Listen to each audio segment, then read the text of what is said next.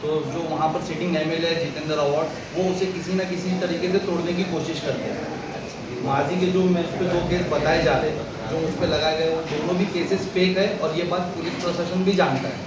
जैसे कि उसमें एट्रोसिटी एक्ट लगाया गया है या जो भी दूसरा एक्ट लगाए गए, वहाँ पर हम सिर्फ कब्रिस्तान का जो हेर फेर वहाँ के मंत्री और जो टीएमसी अधिकारी मिल के कर रहे थे, उसके खिलाफ एहतजाज कर रहे थे। और ये हम अकेले नहीं कर रहे थे, हमारे साथ पूरा शहर भी जुड़ चुका था ये एहतजाज में। उसके बावजूद भी अपने पावर्स का गलत इस्तेमाल करते हुए कब्रिस्तान से ज़मीन का हेरफेर किया गया। आज हम लोगों को वहाँ दलदल में दफनाया जा रहा है। उसके खिलाफ हम लोगों ने कंटिन्यू हमारी आवाज़ जारी ही रखी है, बंद नहीं की है। तो वहाँ पर एक प्रोग्राम अरेंज किया गया कुल जमात की तरफ से। वो प्रोग्राम में वहाँ पर जो वहाँ के टीएमसी कमिश्नर थे संजू जायसवाल, उनका और जितेंद्र अवार्ड का सत्कार समारोह रखा गया। तो वहाँ पर पूरे शहर में बैनर लगाकर बोला गया कि शहर के सारी आवाम को वहाँ पर आना है और उनका सत्कार करना है। तो एज अ शहर का नागरिक मैंने वहाँ पर एक पोस्ट डाली कि मैं भी वहाँ आऊँगा और मुझे कुछ सवालात करना है। तो जिसके बाद ही पुलिस प्रशासन मुझ पर प्रेशर बिल्ड करना शुरू कर दिया कि आप वहाँ जाना नहीं। तो मैं कहा सर पूरे शहर को दावत है तो मैं भी वहाँ जाऊँगा, मेरा भी हक बनता है, और जब तक वहाँ सत्कार करेंगे तो कुछ सवाल मुझे भी पूछना है। तो बोले ठीक है, आप जो भी आओगे वहाँ पर मेमोरेंडम लेकर आना, आप सवाल नहीं कर सकते। बोला ठीक है ओके। उसके बाद मैं वहाँ पर पहुँचा हूँ सत्कार समारोह में। वहाँ के जो सीनियर पीआई थे उन्होंने मुझे वहाँ पर रिसीव किया। उनके अंडर में मुझे वो स्टेज के नज़दीक लेके गए। सामने संजू जायसवाल और जितेंद्र अवार्ड बैठे हुए थे, मैं और मेरे वहाँ पर खड़े हुए थे। मेमोरेंडम था मेरे हाथ में। सडनली वो पीआई आए और मुझे पुश करने लगे कि आप पीछे जाओ, आप यहाँ नहीं खड़े हो सकते। हमने बहुत रिस्पेक्टफुली अपने हाथों को ऊपर ले लिया कि हम कुछ भी वायलेंस नहीं चाहते, और हम उनके साथ आगे उन्होंने हमको गाड़ी में लिया अपनी और मुमरा पुलिस स्टेशन लेकर आए। वो रात हम लोगों को हमारा स्टेटमेंट लेकर छोड़ दिया गया। सडनली 2 दिन बाद रात के 1:30 बजे मुझे कोई पुलिस ऑफिसर का कॉल आया कि आपके ऊपर एट्रोसिटी एक्ट और सरकारी काम में बाधा डालने का एक्ट दर्ज किया जा रहा है। तो मैंने पूछा कब क्यों हुआ, ये वाकया कब हुआ? बताया कि आपने वो सत्कार समारोह में ये सब। तो बोले जब मैंने किया था तो मुझे यानी स्टेटमेंट लेके क्यों छोड़ा गया? उसके बाद मैं वहाँ से क्योंकि कैसा उसमें सरकारी काम में जो बाधा डालने का एक था उसमें जामीन नहीं होती है, बेल नहीं मिलती करके मुझे शहर छोड़ना पड़ा अपने आप को प्रूव करने के लिए कि मैं वो गिल्टी नहीं हूँ उसमें। तो वो उसका वो एक केस उसमें डाला गया है। दूसरा केस लॉकडाउन के पीरियड में पुलिस और हाईकोर्ट ने ये ऑब्जर्व किया है कि इन्होंने वायलेंस का इस्तेमाल नहीं। मैं आपको ये बातें क्यों बता रहा हूँ कि I have gone through the matter of externment with judgements of Supreme Court. Supreme Court ये कहता है externment is an extraordinary power, the power vested with the police officer and that is to keep that particular locality from the nuisance and the disturbance of that person. इसलिए ये यही material उनके सामने है। हमारा तो कहना ये है कि मटेरियल ही हमारे खिलाफ। उनका सवाल ये था कि इनके पीछे पुलिस ने तरीपार की प्रक्रिया क्यों लगाई?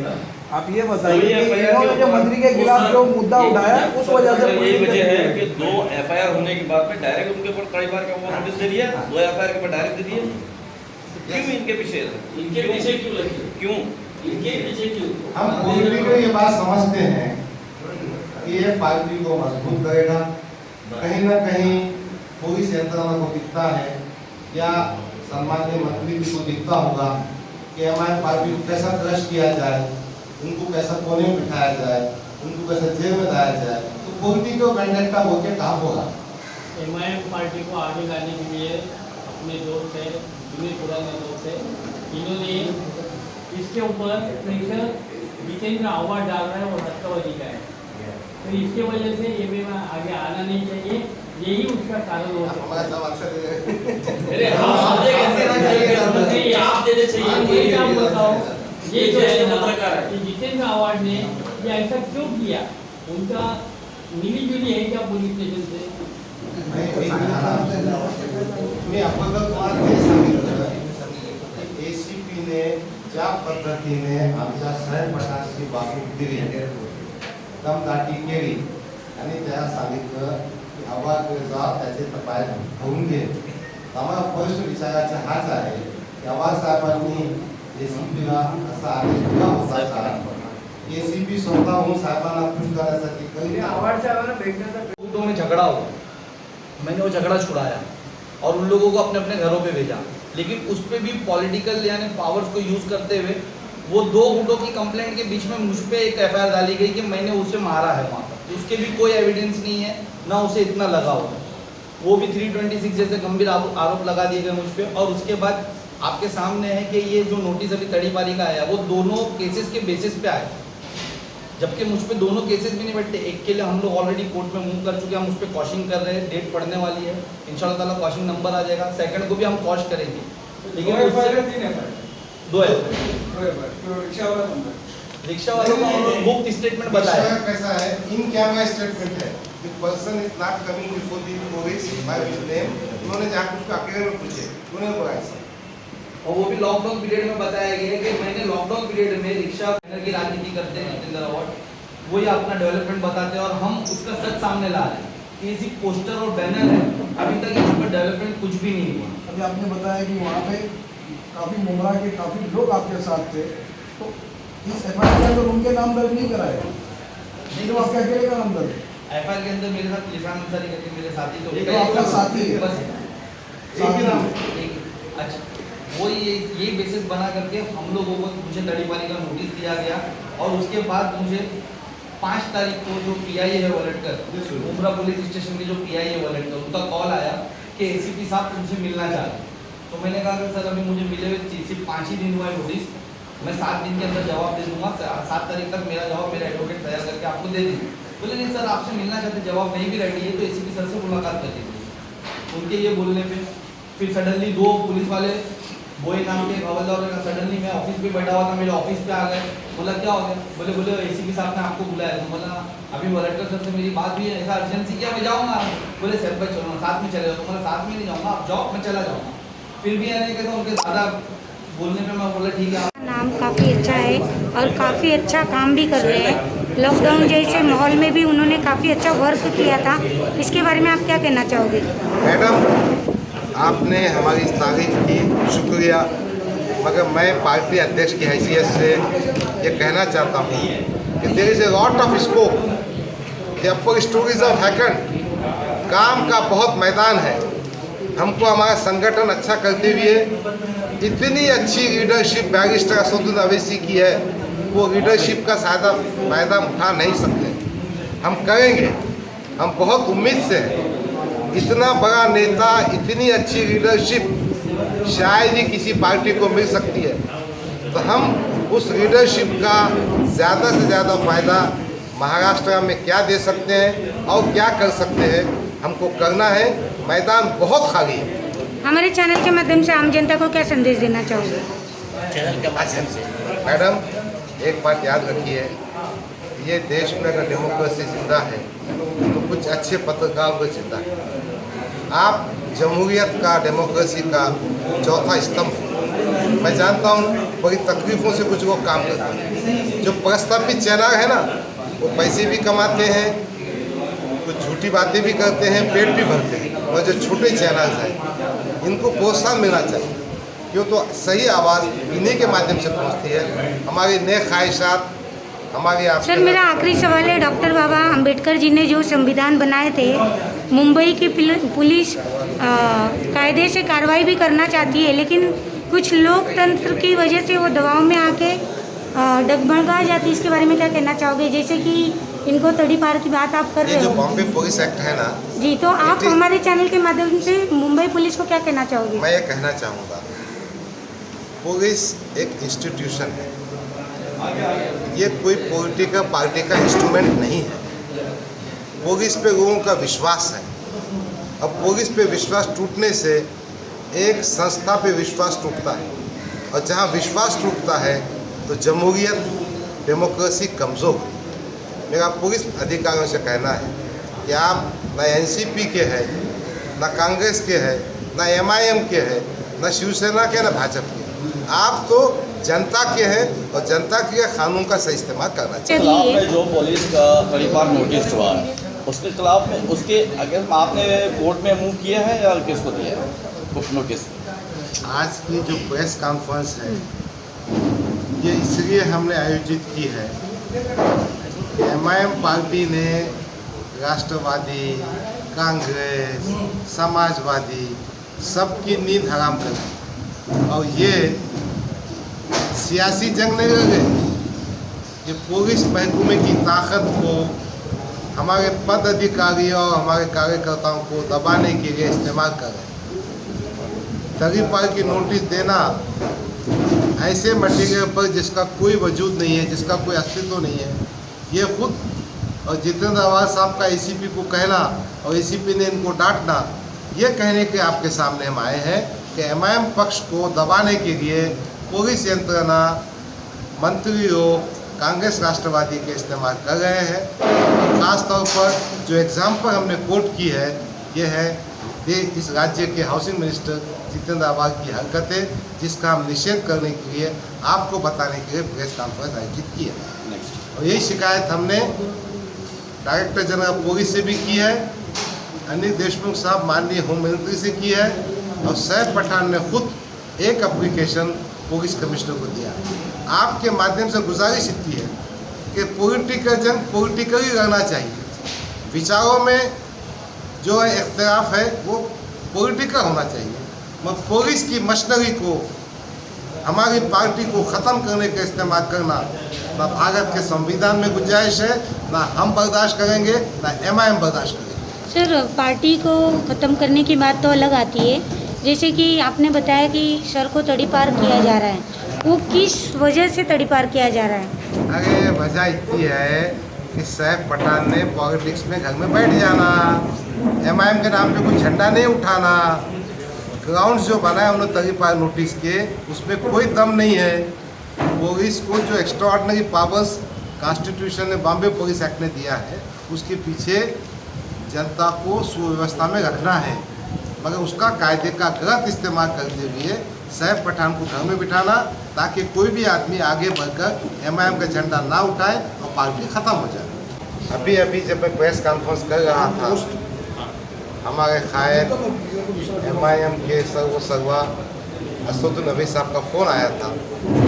वो बहुत खुश थे और वो कह रहे थे कि 2 सीटें 22 की और जो घाट की हम जीत चुके हैं, बाकी 3 सीटों पे बढ़त बाकी है, चल रही है। इंशाल्लाह 5 सीटें हम जीतेंगे। एमआईएम की हिस्ट्री में, एमआईएम की पॉलिटिकल ग्रोथ में ये जो इजाफा है और जनता में जो उसकी एक्सेप्टेबिलिटी है, हम अपने मिशन में कामयाब हो गए हैं। जनता को ये बताने में हमको सुकून महसूस हो रहा है, खुशी महसूस हो गई है कि सीमांचल में अवैसी साहब के नेतृत्व में हमारी पार्टी एक अच्छा मुकाम बनाने जा रही है। और हमको बहुत खुशी है। महाराष्ट्र की जो यूनिट है, इसने भी बहुत काम किया है। साहब ने फ़ोन पे मुझसे कहा था कि तमाम साथियों को, फैयाज़ भाई को, फिरोज़ भाई को, सैयद मोइन को, इम्तियाज़ जलील साहब जो हमारे एमपी है, ये सबको मुबारकबाद दो। अपने को जश्न मनाने का है। यकीनन ये यूनिट के लिए खुशी की बात है। महाराष्ट्र में भी जश्न मनाया जा रहा है आपके यहाँ पे, औरंगाबाद में, मुंबई में मनाएंगे ना। तो शाम तक रिजल्ट आन दो, अभी 1-2 घंटे का तो मामला है। 5 हो गए, 6 होते, क्या होते समझ में तो आन दो ना। लेकिन एक सवाल ये पैदा होता है कि बीजेपी स्ट्रांग हुई है। देखा गया है कि मतलब जिस तरह से एमआईएम अरे भाई कब तक डराओगे हमको बीजेपी के नाम पे भाई? लेकिन वो तो सेकुलर क्या वोट ना तो कटे हैं। कहेगा बटने उठने की बात कर रहे हैं। पार्लियामेंट में हमने एक ही सीट बिहार में लगे थे, 39 सीट पे क्या इन्हों भुट्टे भून गए थे क्या? और कब तक लगेंगे तो बीजेपी से? क्या हमने हमारी पार्टी बनाना चाहिए क्या? और कब तक खौफ में गए ना इनके? ये नामर्द है, चुड़ियाँ पहने वाले हैं, इनमें दम नहीं है। ये बीजेपी का मुकाबला नहीं कर सकते, हम ही मुकाबला कर सकते हैं। अच्छा सवाल, आखिरी सवाल मेरा ये है कि महाराष्ट्र की यूनिट जो है वो कितनी ज़्यादा ताकतवर अभी अपने आप को महसूस करी है बिहार जीतने के बाद, और आइंदा आपके क्या होता है? जीत और कामयाबी से एक एनर्जी, कुव्वत मिलती है, एक हौसला मिलता है, एक हिम्मत आती है। अभी हम नगर परिषद के चुनाव आएंगे, महानगर पालिका आएगा, यहाँ पे ताकत से काम करेंगे, असेंबली सेगमेंट में काम करेंगे, पार्लियामेंट में और 2-3 सीट भेजने की कोशिश करेंगे। यकीनन बिहार के नतायज हमारे लिए हौसला बढ़ाने वाली चीज़ है, हिम्मत बढ़ाने वाली चीज़ है। यही आपसे कहना चाहूँ। सर मेरा एक मिनट आपका जो कार्यकर्ता है उसको धमकी दी गई, हमारा पदाधिकारी है वो, हाँ जो भी हमारा है, शहर मुंगा करवा में एमआईएम का झंडा सामने वाला सिपा सारा हमारा वो।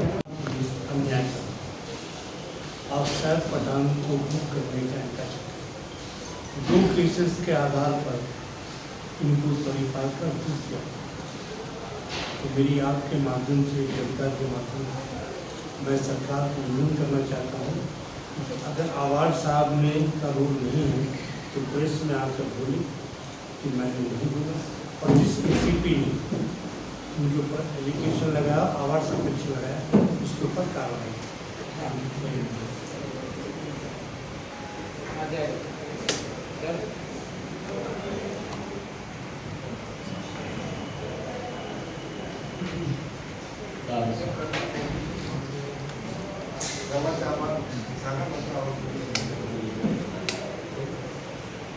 साहेब पठाण मुंबईचे प्रेसिडेंट आहे, त्यांच्यावरती तळीपारचं नोटीस टाकलेलं आहे.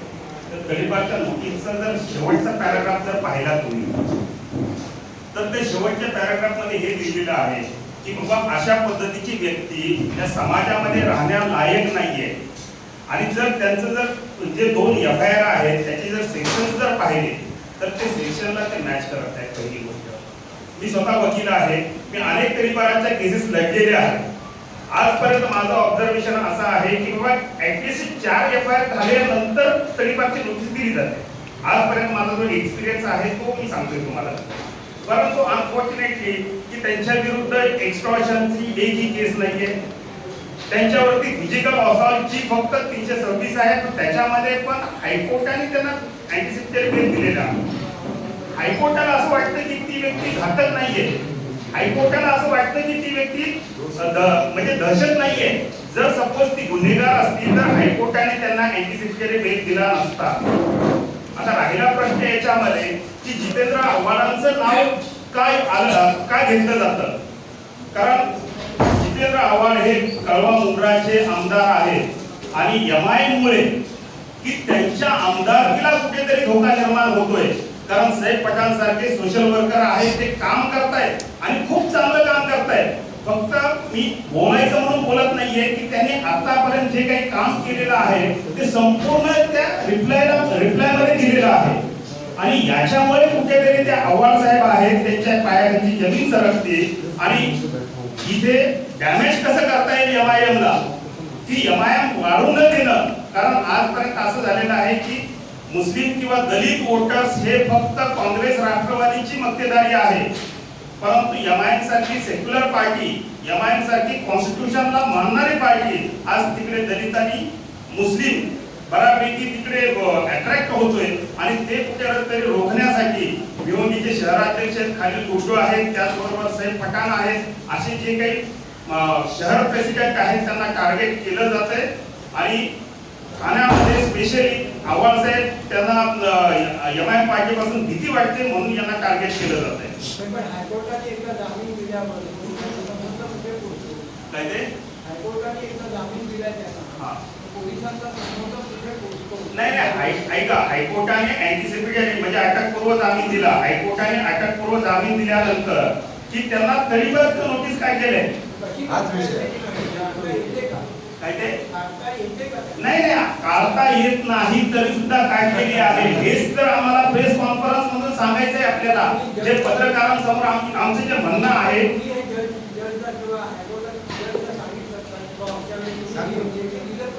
नाही आता हे असं असतं की त्याची प्रोसिजर मी तुम्हाला थोडक्यात सांगतो. जर सपोज तुम्हाला ACP ने नोटीस दिला असेल तर ACP ला रिप्लाय द्यावा लागेल तुम्हाला. ACP ला रिप्लाय दिल्यानंतर मग त्याच्यामध्ये जो काही डिसिजन येईल, ऑर्डर DCP पास करेल. आणि जर सपोज आमच्या एजन्स मध्ये ऑर्डर पास केली तर मग आम्ही हायकोर्टामध्ये जाऊ. जर सपोज आम्ही आता हायकोर्टामध्ये गेलो तर मग पुन्हा हायकोर्ट आम्हाला सांगेल की तुम्ही पहिले तिकडे जा. त्यामुळे आम्ही हायकोर्टामध्ये आता जात नाहीये. आम्ही आमचं जे काय म्हणणं आहे ते ACP DCP समोर मांडतोय. त्याच्यानंतर जी काय ऑर्डर पास होईल त्याच्यानंतर आम्ही हायकोर्टमध्ये जायचं वगैरे आम्ही ठरवू.